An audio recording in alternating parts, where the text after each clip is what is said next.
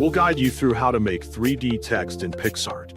Quick disclaimer, you need to follow this step-by-step guide carefully, because skipping a single step will affect your final result.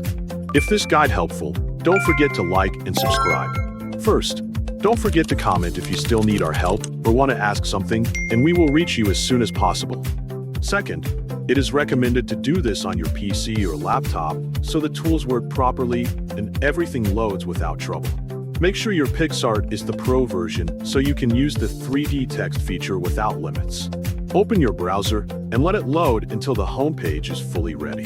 After it loads, go to the search bar, then left-click the search bar in the middle of the screen. Next, type Picsart inside the search bar and press enter to start the search. Now select the first web page that appears, since it is usually the official site that gives you the correct tools. Inside Picsart, log in or sign into your account so you can continue with the process.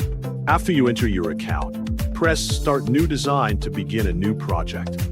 Next, select Create from Blank Canvas so you get a fresh canvas ready for editing.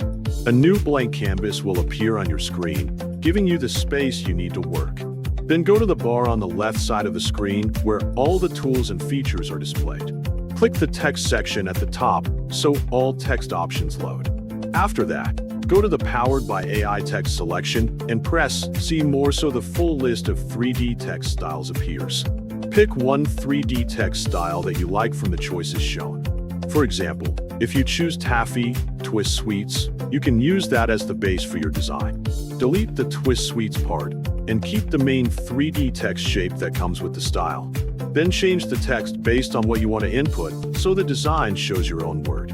Adjust the text size until it fits the canvas and sits in the right position. Make sure the text is clear and not too close to the edges so you can edit it without trouble. Keep checking that the size looks right on the canvas and make small adjustments until it feels correct overall.